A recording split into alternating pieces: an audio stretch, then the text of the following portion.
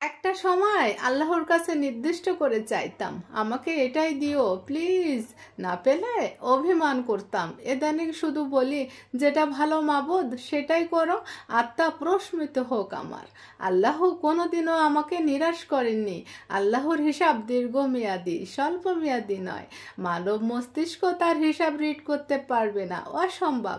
তার উপর সব ছেড়ে দিয়ে পথ চলায় একটা অন্য প্রশান্তি আছে। আলহামদুলিল্লাহ। আসসালামু আলাইকুম, কেমন আছো সবাই? আশা করি সবাই ভালো আছো।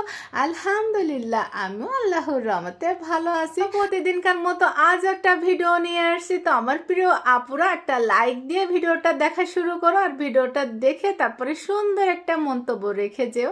অনেক আপুরা ইদানিং কি করতেছো, আমার ভিডিও ঠিকই দেখতেছো, কমেন্ট করতেছো, কিন্তু একটা লাইক দিচ্ছ না। অবশ্যই একটা লাইক দিয়ে তারপর ভিডিওটা দেখবো। আমি কিন্তু সবার ভিডিওতে লাভ রিয়েক্ট দিই। এই কাজগুলো তোমরা আমার রিলস ভিডিওতে না বেশি করতেছো, শুধু শুধু কমেন্ট করে যাও, একটা লাইক দিতে তোমরা ভুলে যাও। অবশ্যই একটা লাইক দিবা, তারপরে না ভিডিওটা দেখে কমেন্ট করবা। তো তোমাদের সাথে কথা বলতে বলতে দেখো আমি সবজিগুলো না কেটে নিয়েছি। ওই যে লাল শাকগুলো দেখলে না, ওইগুলো আমাদের একজন গিফট করেছিল। তো আমি আগে একদিন কিন্তু রান্না করেছিলাম অর্ধেকটা, আর বাকি অর্ধেকটা না আজকে রান্না করব। তো ওই শাকগুলো না অনেক মজার। আর এই মাছগুলো না আমি একটু লবণ হলুদ আর মরিচগুলো মাখিয়ে নিয়েছি। তো মাছগুলো না আমি ভেজে নিব। তো এই যে প্যানে আমি পুরের মতো তেল দিয়েছি। তেলটা যখন গরম হয়ে যাবে তখন আমি একে একে না মাছগুলো দিয়ে দিব। আর এই মাছ ভাজিটা আমি পাশের চুলায় দিয়ে দিচ্ছি, আর এ পাশে আমি শাকটা রান্না করে নিব। আজকে লাল শাকটা না আমি চিংড়ি মাছ দিয়ে রান্না করব। আগের দিন আমি মাছের মাথা দিয়ে রান্না করছিলাম, এত যে মজার খেতে শাক, তো আর একদম লাল টুকটুকি হয় রান্নার পরে। তো এই যে আমি এখানে পরিমাণ মতো তেল, পেঁয়াজ কুচি, কাঁচামরিচ ফালি আর রসুন পেস্ট দিয়েছি, স্বাদ বুঝে লবণ আর সামান্য পরিমাণে হলুদ দিয়েছি। লাল শাকে অল্প হলুদ দিলে কিন্তু কালারটা না ভালো থাকে। তো দেখো এই যে আমি একটু ভেজে নিয়ে অল্প পানি দিয়েছি, তারপরে এই যে আমি শাকগুলো না দিয়ে দিব, দিয়ে ঢাকনা দিয়ে ঢেকে এটা আবার আমি পাশের চুলায় নিয়ে যাচ্ছি। আর এই মাছগুলো এই যে দেখো ভাজা হয়ে গিয়েছে, ফাঁকে না আমি উল্টে দিয়েছিলাম। তো মাছগুলো এই যে আমি উঠিয়ে নিচ্ছি। আর এই যে তেল আছে না, এই তেলটা আমি না আরেকটা প্যানে নিয়ে নিব, কারণ এটাতে হচ্ছে রান্না করা যাবে না। তো এই যে আমি ঢেলে নিয়েছি, আর আরও একটু তেল আমি দিয়ে নিচ্ছি। দিয়ে তারপরে পেঁয়াজ কুচি আর ওই যে কাঁচামরিচ ফালি দিব, আদা রসুন পেস্ট দিব, লবণ দিয়ে আমি মশলাটা একটু ভেজে নিব।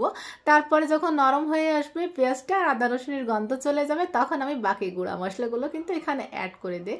আর ওদিকে শাকটা না ফাঁকে আমি একবার এই যে নেড়ে চেড়ে দিয়েছি। এই যে এখানে পেঁয়াজটা নরম হয়ে গিয়েছে, আর এখন আমি বাকি সব গুঁড়া মশলাগুলো এই যে এক একে দিয়ে দিব। দিয়ে তারপরে তেলের সাথে একটু ভেজে নিয়ে আমি অল্প পানি দিয়ে মশলাটা কষিয়ে নিব। যারা আমার ভিডিও দেখো রেগুলার তারা জানো আমি এভাবেই মশলাটা কষিয়ে নিই। আর এখানে ওলকপি, মূলা আর ফুলকপি যা যা ঘরে সবজি ছিল না, আমি টুকিটাকি সব কিছু এর ভিতরে দিয়ে দিয়েছি। শুধু বেগুনটা দিনে একটা বড় সাইজের বেগুন ছিল, ভাবছি ওটা আরেকদিন রান্না করব। তো এটাকে আমি কষাতে দিয়েছি। আর যে দেখো না আমি পান খাচ্ছি, আজকে না আমার ঘরে চাপাতি শেষ হয়ে গিয়েছে। তো আমি না অ্যালার্জি পাচ্ছি না, তো পান ছিল আমার ফ্রিজে, আমি একটা পান বানিয়ে নিয়ে আসছি। তো আমার মতো তোমরা কে কে খাও আপুরা পান, অবশ্যই কমেন্ট করে জানাবে। পান খাও কিন্তু আমার নেশা না, আমি শখ করে মাঝে মাঝে খাই। আর এই যে লাল শাকটা না আমার হয়ে গিয়েছে, আমি নামিয়ে নিয়েছি। কালারটা দেখছো কত সুন্দর লাল টুকটুকি। আর এই শাকটা না অনেক বেশি মজার ছিল। আর এই যে সবজিটা না আমি কষিয়ে নিয়েছি, আর এখানে যে পরিমাণ মতো পানি দিব, তারপরে নেড়ে চেড়ে একটু মিশিয়ে ঢাকনা দিয়ে ঢেকে যতক্ষণ পর্যন্ত না সিদ্ধ হয়ে যায় ততক্ষণ পর্যন্ত আমি এটাকে রান্না করে নিব। ফাঁকে কিন্তু আমি অন্যান্য অনেক কাজ করে নিই। অনেকে টমেটো দিয়ে না সবজিটা কষাও, তো টমেটো গলে গেলে না আমার কাছে ভালো লাগে না, আমি টমেটোটা কিন্তু এই পর্যায়ে দেয়। আর এখন এই যে ভেজে রাখা মাছগুলো না দিয়ে দিচ্ছি। আর এই মাছটার নাম কিন্তু কি আমি জানি না আপুরা, এই জন্য বলতে পারলাম না। তো যাই হোক, এই যে আমার রান্না কিন্তু হয়ে গিয়েছে। ফাঁকে ঢাকনা তুলে কিন্তু আমি মাছটা উল্টে দিয়েছিলাম। আর এখন এই যে ধনিয়া পাতা কুচি দিয়েছি। তো মূলা কিন্তু আমার একদমই পছন্দ না। তো আজকে সবজির তরকারিটা কিন্তু বেশ ভালো লেগেছিল আলহামদুলিল্লাহ। এই যে বললাম না আমি ফাঁকে একটু কাজ করে নিয়েছি। তো এই মশলা ডানিটা না আমি একটু সুন্দর করে ধুয়ে পরিষ্কার করে নিয়েছি। আর এই যে এখন সুন্দর করে মুছে তারপরে আমি যেগুলো মশলা নাই সবগুলো মশলা ভরে এটা গুছিয়ে রেখে দিব, তাহলে পরের দিন রান্না করতে না আমার অসুবিধা হবে না। তো আজ এই পর্যন্ত, আপনারা সবাই ভালো থেকো, সকলের জন্য আমার দোয়া থাকবে। আর আমাকে একটু তোমাদের দোয়াতে রেখো। আসসালামু আলাইকুম।